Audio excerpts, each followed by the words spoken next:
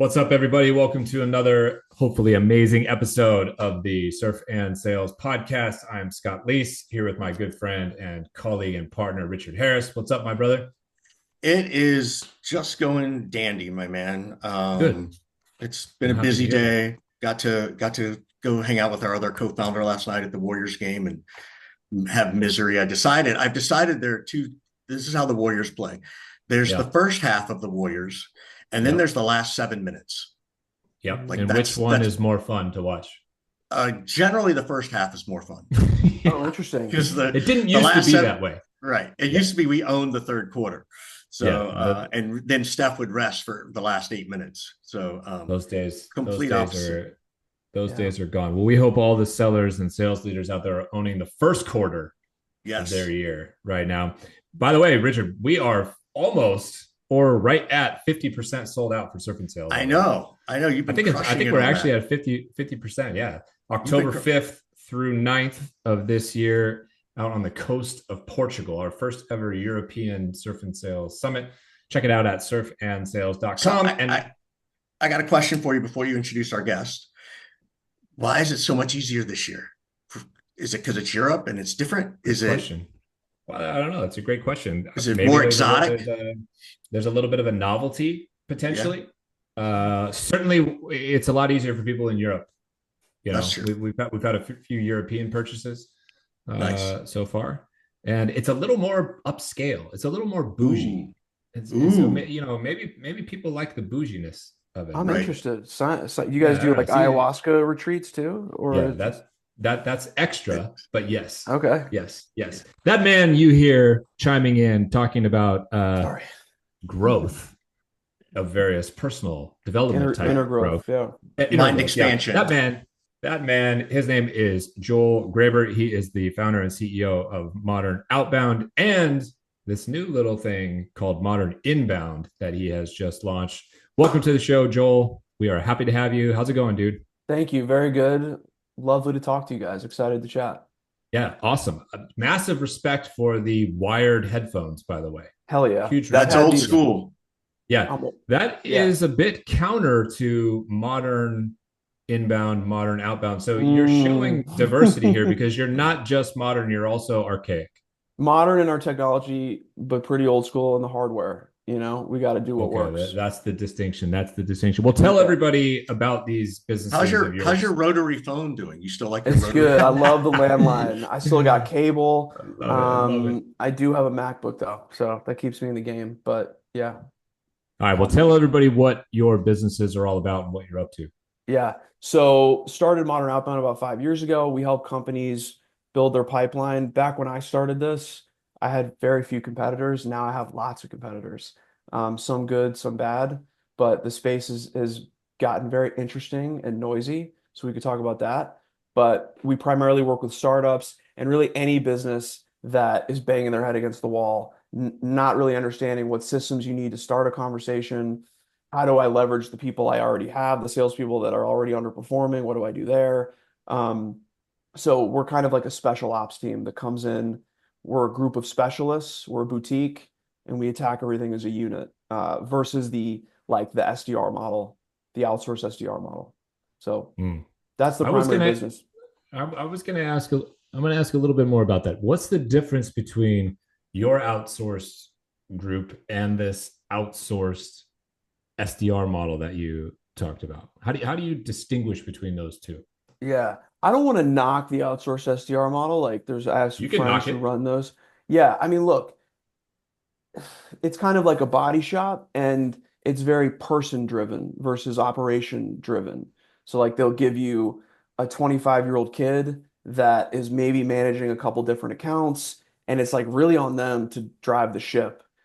There might be like a team involved with like onboarding. Okay, we're going to use Mhm. like these domains and like we're going to do these first like five sequences and like but then it's really on that SDR and as the client like you really hope that you get a killer.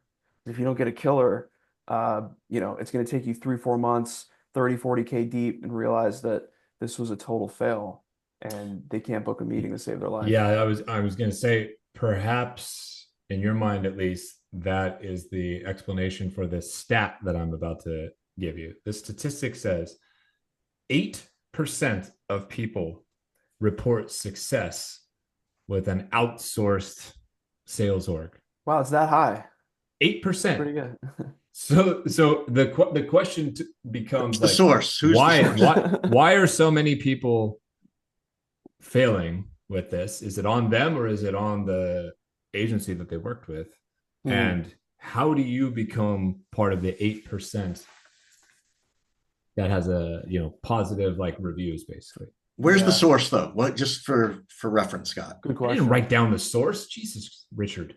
Stop Google. asking, Sounds stop great. making me be accountable to these Yeah. Right. statistics. We're a Scott's on fire post-truth today. world. HubSpot. Just say The HubSpot. post-truth world. Yeah, HubSpot did it. Yeah. HubSpot. Scott's on a rant today. I just get to sit back and listen. Man, it's a good question. So like why does it fail so much? I think a lot of these, so first of all, some products just shouldn't exist. I mean, I think there's part That's a of that great point, element. actually. Like Yeah. Outbound's not going to save you. And I never claim like we've gotten pretty good at vetting the right companies to say like, okay, I think we can help you. Or are you some like outsourced developer shop that offers like 100 things on like a menu? That's not going to work in Outbound. You should probably go out and like build a personal brand. You're more likely to build demand gen that way. But like to do lead gen on something like that is probably a waste of time. Um, there's caveats to that, but just like I'm speaking in general terms.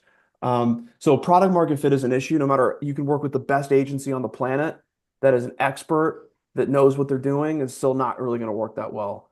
So there's that. I think the other piece is a lot of agencies are more self-serving in how they like structure deals. So they'll do like long-term contracts. They'll lock you in for multiple months.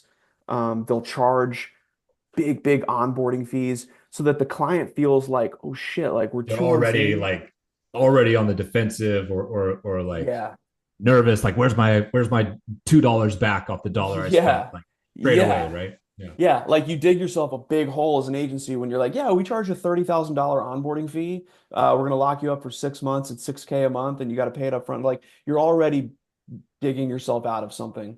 So we've always kept our pricing like very reasonable. It's still very profitable for us, but reasonable. And actually, the team-based approach allows for like better margins, honestly, versus like going out and hiring like a full-time SDR and paying them a full-time salary and hoping and doing it as you bring in new accounts. So back to your question, um, I think a lot of agencies are built to scale.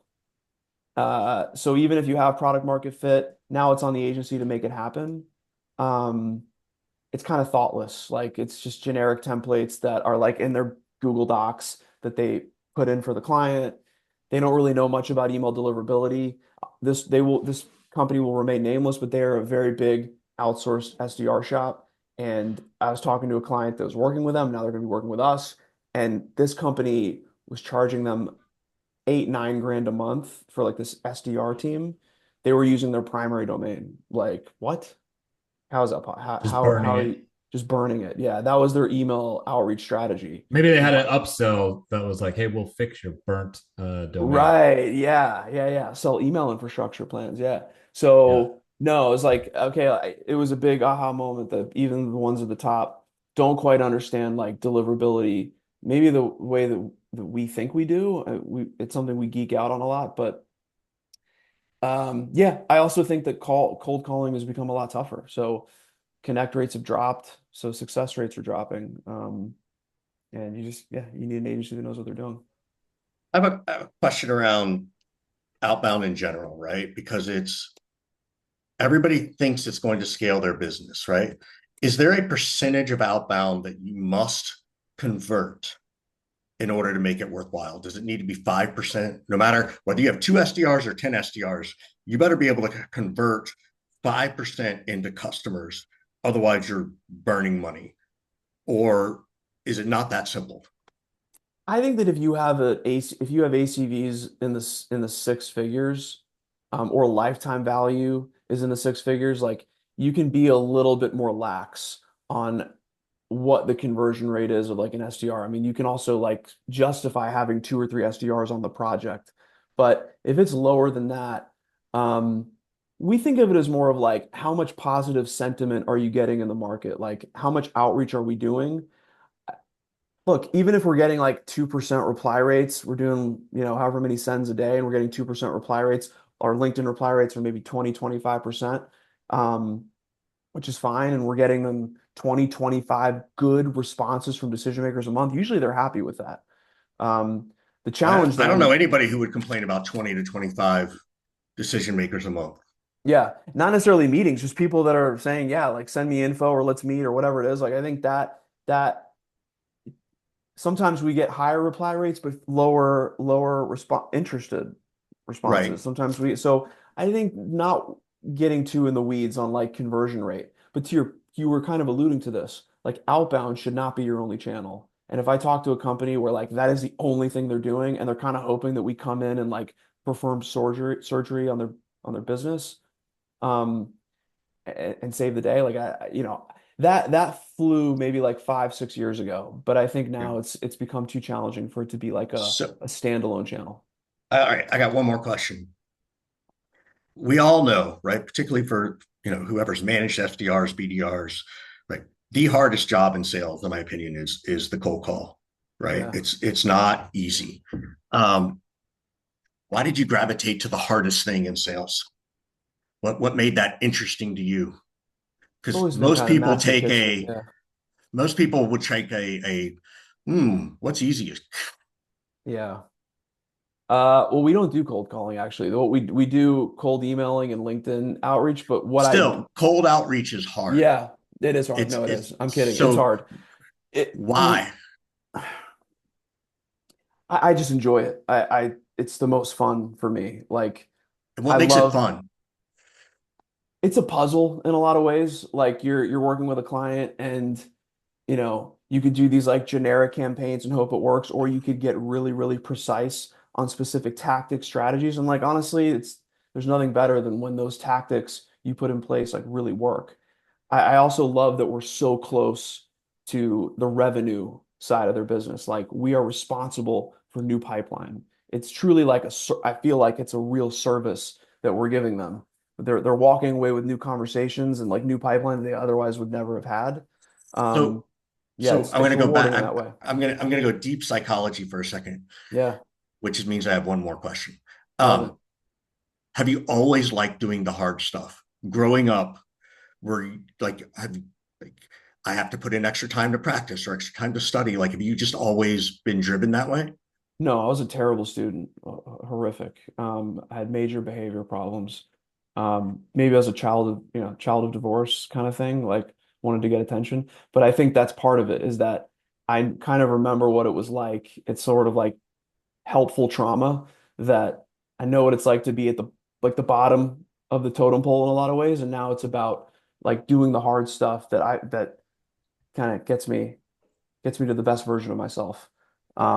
So I also had a job, like I was in financial services. So I was at BlackRock, I was at JP Morgan, I was selling investments to like pension funds, insurance companies. Like even though I was at those big companies, like it was a very hard job. I was also calling the same people over and over again.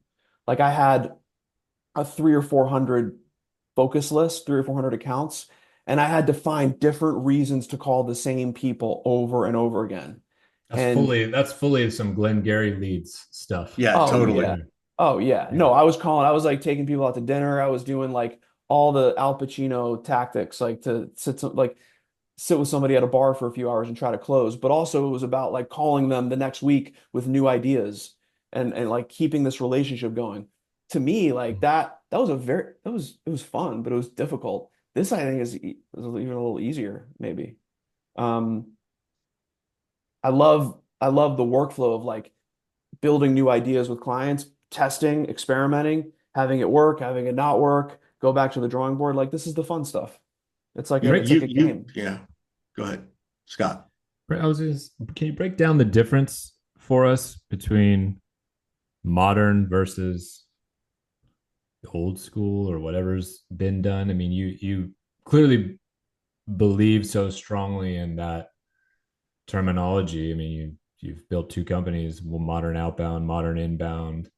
What is the distinction there? what makes something modern and something else not? I think modern is always doing the most cutting edge version of whatever you're doing. So, and that can happen in the technology stack that you use. Like, how are you using tools like Clay and Apollo and Instantly, and like, how are you like reworking domain infrastructure in a way that others aren't doing? How are you making your messaging modern? Like, are you using the old school marketing templates?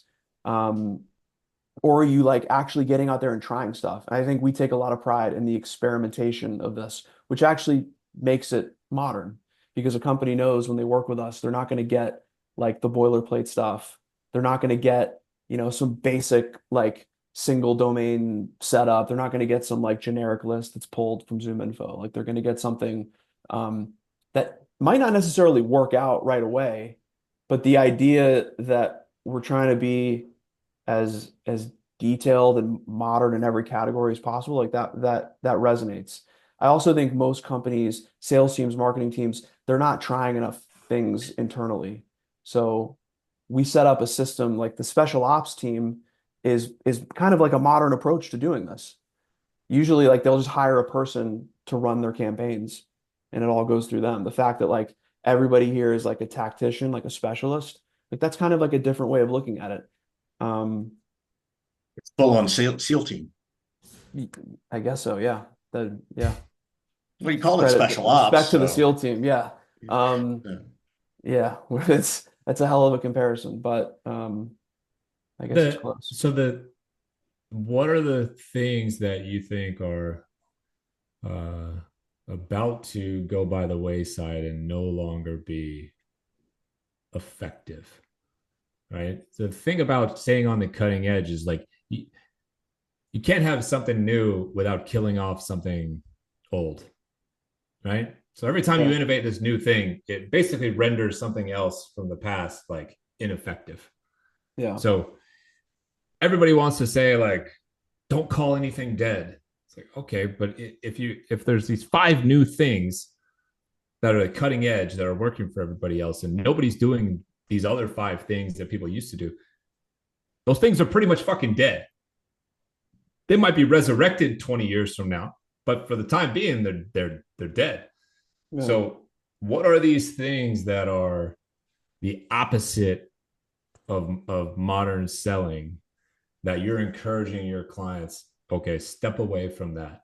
It's not worth it anymore. Focus on this. Yeah. Aside from wired headphones, So what's no, I pitch Those these. I never would sell die. these all day long. Yeah, no, come on. The battery never dies on these things. Yeah. Ultimate peace of mind. So yeah, I would say um you should think so the modern way that we think about it is like automation and systems first, then insert the people in very specific parts of the cycle and the process. Like most teams that I work with, like it's people driven, and then they try to run automation that will like support them, but they're like at the center of it. And what that leads to is inconsistent sending. They're not doing enough outreach every day. Like, they're calling in sick or they weren't caffeinated enough that day and like not enough outreach is happening. It's like these manual sends. They're kind of scared of their own shadow. Um, that's usually where it starts. Like they're kind of afraid to automate. They're afraid to scale it because maybe they don't really believe in their messaging. Maybe they don't believe in the product enough. They think it's going to hurt their brand. But I think that it starts with like really good automation, automating things that you wouldn't think you could automate. So like if you set up a sequence where you say, I only want to add accounts and decision makers where they just underwent like an M&A deal and they're actively expanding, and this is like a person that's new to the role, like two or three of those triggers, you can automate that. You don't have to like scour the internet to find those people. Like you can have a really good data stack of three or four platforms where you get the signals and alerts. You have somebody that comes in and like moves it to the right place. That will get more automated over time. You'll be able to have like an AI agent where you'll just say, here's the 10 ideas I want to try next month.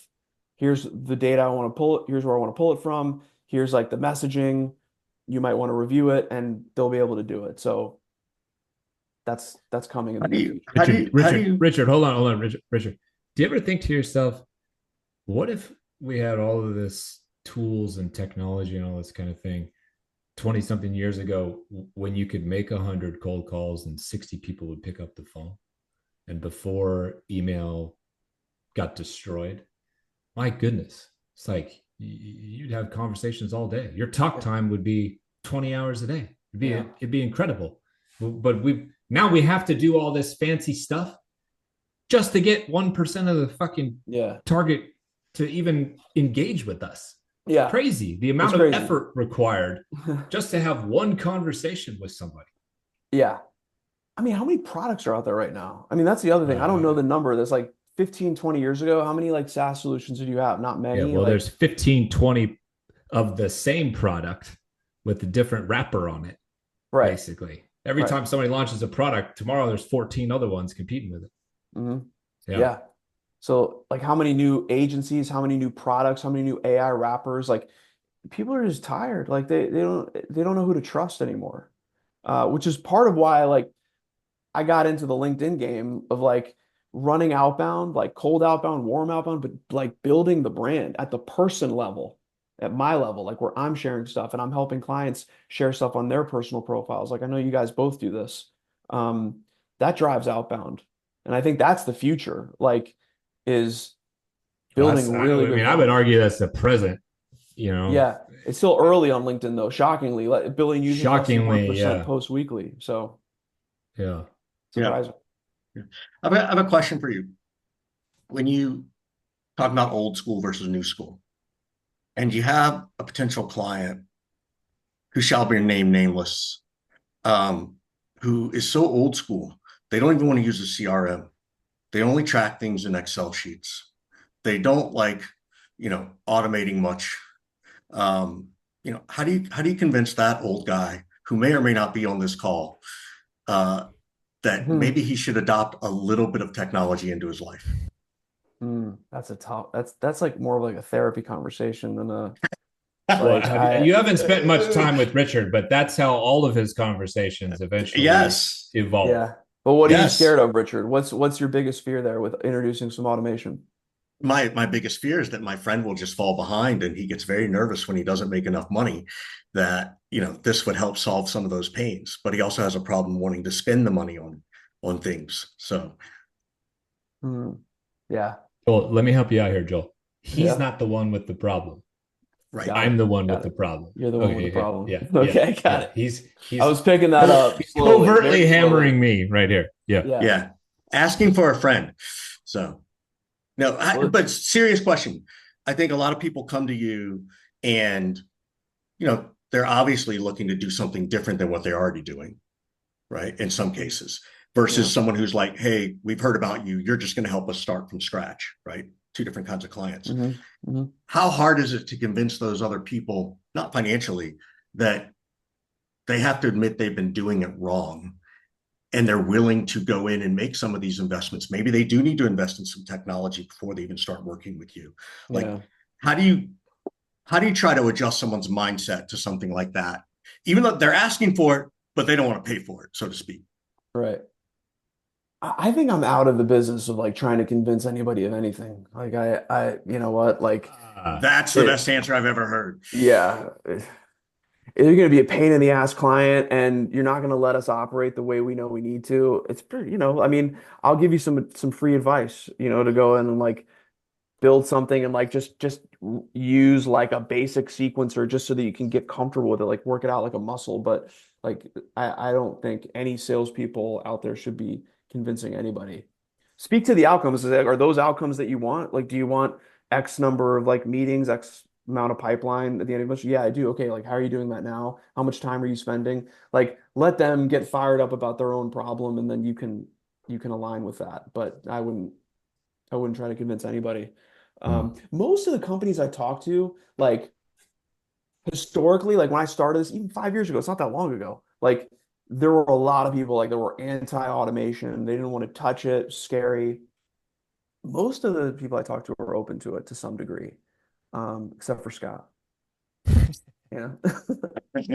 Well, all right, Joel. So there you go. You're going to get your potential But the free thing is, well, the ayahuasca thing is that microdose. he doesn't believe in trying to convince me of anything. So it's a perfect friendship. Perfect. It is. Exactly. It is a He's just perfect like, all friendship. right, well, you know, Then Scott's an idiot. Scott's an that just means idiot. I've wasted so We much just energy overlook on it. you. Yeah, I exactly. waste too much energy Exactly. on you, Scott.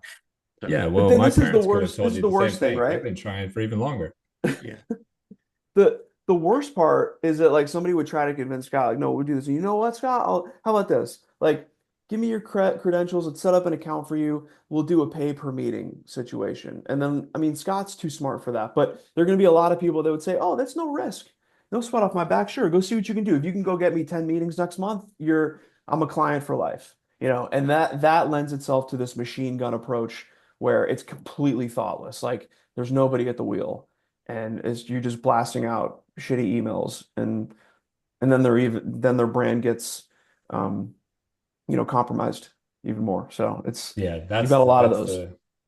that's the part that people that's the dirty underbelly of there's no risk. It's like, well, Yeah. no risk for you. There's Right. actually lots of risk for me, Yeah.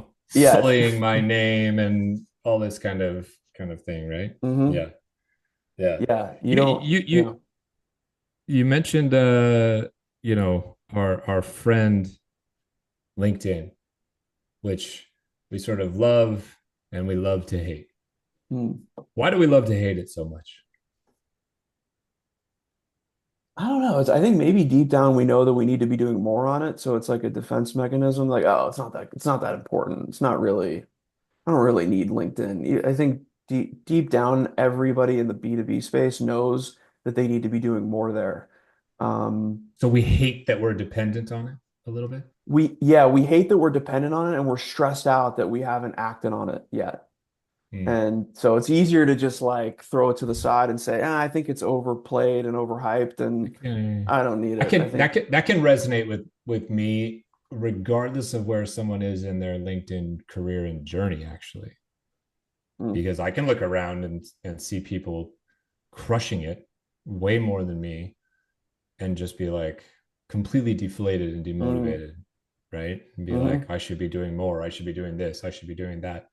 And I'm sure, people who are literally just getting started look at someone like you and they're like, oh, I can't do what Joel's doing and whatnot. But then those of us who have had success and continue to have success building brand, networking, prospecting, etc., we still we still hate it.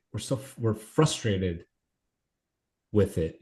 We're mm, frustrated with its lack of evolution, I think, is part of mm, the issue. Everything from the freaking inbox to the yeah, 30,000 connection limit to whatever you hmm call it, right? yeah, And so it's everybody's favorite pastime, including ours, increasingly, unfortunately. It's everybody's favorite pastime to kind of just rip it to yeah. shreds and just let the frustration out a little bit, Yeah, it's you know? true. No, they need to evolve in a few key ways, but I mean most of us are just not tapping into even 10% of its potential. Like billion users, less than 1% post weekly. Like what else do you need to know? I mean, if you actually really believe in your brand, like you think you solve people's problems, like you have like this disproportionate amount of like eyeballs that you will not get even on like YouTube or Instagram or TikTok. You're Yeah. just not going to get that kind of reach. I think people just like are fearful. They don't like know where to start. But once you do it and it's just part of the workflow, it's like, of course. Do you think that the other channels are like that though? Like how active are you or any of us on YouTube? How active are any of us on Instagram, Twitter, all these kind of Yeah. places, But right? the problem is that this is where we're old, right? That we need to, Steve Richard, who we know, said you got to fish where the fish are, Yeah. right? Like, and if that's, and because particularly the millennials are moving into the leadership roles, right? Millennials are They old are now. now, yeah. So, Yeah. so Joel's it's kind probably of a like, millennial. you He's know, old I now. am 35. right. Yeah. He's old. So, I'm old. Feel old. He's done past his prime. He's drinking coffee, in the Oh middle of the yeah. 2 p.m. just to get through the day so he doesn't take his old man nap. Of That's course. that's You what There's know, that's nothing what wrong with, as the official that's old what it's all man, I have about. no problem. I took an old man ah, nap yesterday. Oh, it's Matter great. of fact, I will One of say um, the though, not to make this like a commercial for Neuromints. Can you guys see this? yeah. it says It's called energy and focus. I don't know what Energy Neuromint is. Neuromints. It's like a nootropic and it's got 40 milligrams of caffeine and some vitamins. Game changer. Anybody listening to this? I don't get any kickbacks, but like they're amazing. Check Something to out think about. Check out neuromints.com. Neuromints for All old right. people. Yeah. Joel, we end every show by saying, do you have any questions for us? How can we be helpful to you? So it's that time of the show. Here we are. Yeah. What do you got for us? What is your guys' like superpower? I know you guys like Scott and Richard, I've seen you on the interwebs. Like, Hmm. yeah, where do you get the most like pleasure out of all of this? Like helping salespeople grow their careers and just be better people. Like what's your superpower? Well, maybe you just named the superpower, the desire and the passion and the will to try to be as helpful to as many people as we can, whether Yeah. they're early SDRs or VPs or founders that we're trying to help by sort of telling war stories of ways people have screwed things up before and sort of saying, please don't do this. Um, so there's still a lot of passion there to play a part in improving and fixing some things. So I think that the generations coming up now don't have to deal with the same bullshit that we had to go through. I'm not Mm, one of these people that's like, well, I trudged 5 miles in the snow, so you should have to too. I'm much more of like, I trudged 5 miles in the snow, so you don't ever have to mm, again. There's a better, different way. mm. And whether that shines through the way that I wish it did or hope it does, I guess only other people can comment on that. But I think Richard and I both share that. But Richard's superpower is his ability to go deep and sit with somebody and listen to everything that's going on and be willing to have deep philosophical conversations that can then move into tactical stuff and really understand like where this particular problem is coming from. And it's not coming from surface level answer that we all give. And he'll go to level 2, level 3, level 4, level 5 and help somebody, you know, get to this realization and take action on it. And he's done all that kind of work himself. That is not my superpower at Mm. all. Wow. So, it's a good Thank you. it's a That's good comp seriously good one of the comp That's a nicest good things. that is a good good comp compliment. a good compliment to each other potentially Yeah. um He in t- that he regard. teaches me he teaches me to stop spending so much time on stuff and execute myself. A little bit of And the I think, balance. yeah, and I think the value, because Scott's value is, you know, reducing the delta from ideation to execution, right? Like that's his big thing. He talks about it all the time. That's probably my kryptonite. I Mm, spend too much time thinking about shit. And then Scott's like, why don't you just do it? Yeah. yeah. And we balance each other out. Like I think Well, that's a fair like play. So, like most people, your superpower is also your super weakness yeah. on some level. Okay. Mm, So I have a superpower of like, I have an idea, I take action on it. Well, the weakness there is that I just keep moving and keep swimming and I don't pause and I don't want to go deep and I don't want to think about things too much and I don't want to deal with bullshit and I don't want to deal with pain. Right? Same thing. I Richard's mm, totally. superpower is Richard's superpower, willing to go deep, very philosophical, deep thinker, da da da da. The weakness from that is overthinker, freezes up, Yes. doesn't take action, mm. hesitates, da da da da Yeah. da. Right? Yeah. And Yeah. I think we're I, all like that in some way. Whatever your Yeah. strength is, you flip yeah. it around, it's probably a weakness a little bit too, Yeah. right? Right. Yeah. I think the other thing I think that I'll answer the superpower question, I think, is I think the way both of us try to communicate to encourage people to make change, right? I sort of get people to this deep stuff that Scott's talking about, and they have to make this realization. Scott will just say, well, what the fuck are you waiting for?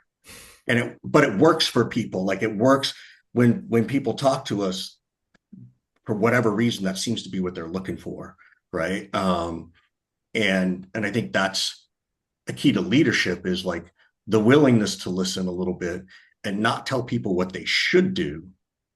It's have them admit to themselves what they should do. And then whether it's Scott's way or Richard's way of like, okay, well, what are you waiting for?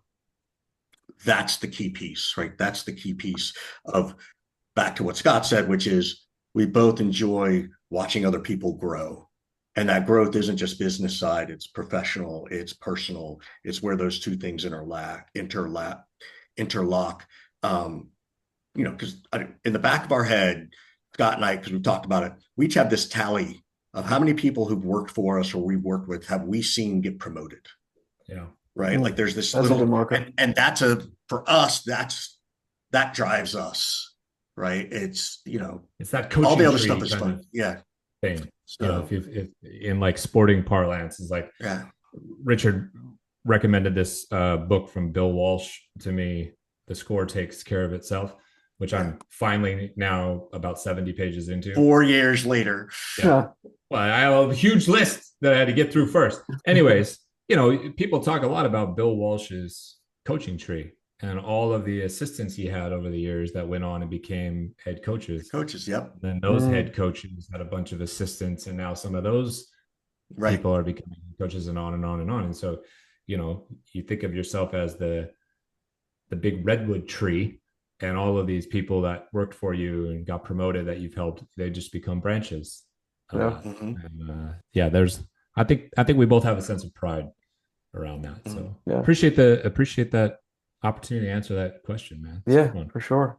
And you guys have a great community too. On top of it all, you bring people together so that they could. That's what Surf and Sales is all about, right? Yeah. We try to spend a good balance of like, okay, let's talk about tactics and strategy and actionable things, but let's also take a step back and rest a little bit and play a little bit and have some conversations about life and just try to have some fellowship and things like that, and do it in a cool, different kind of place and different environment. So yeah, yeah, it's so important now. Like I think as any salespeople out there need to know that everything changes all the time. Like the highs never last, the lows never last. Like being able to regulate yourself, like emotional regulation is everything. It's just it's how you stay in the game, and you guys help facilitate that through the coaching, through the community. Like it's key. It's everything. Well, and ocean water and adrenaline help with that quite a bit. Keep you staying in the moment. Keep you feeling refreshed. Feeling small. Yeah, feeling letting go of some control and some power, for example. Yeah. Definitely. Well, we appreciate you spending this time with us, man. It's been a lot of fun. Good information coming from you. What's the best way for people to learn more about modern inbound, modern outbound, and maybe even you? Yeah. Connect with me on LinkedIn. That's probably the best place. Joel at Modern Outbound. If anyone has like questions about outbound tactics, I know we didn't get into that too much, but probably a good thing. And if anyone has specific questions, reach out. Modernoutbound.com, moderninbound.co. Check us out there too. Thanks for having me. This was a great call. This is awesome, man. Good to meet you, Joel. Joel and his team are really good at what they do. So if you need that kind of help, please reach out to them. And we will see all of you next time on the Surf and Sales podcast. Take care. Thank you.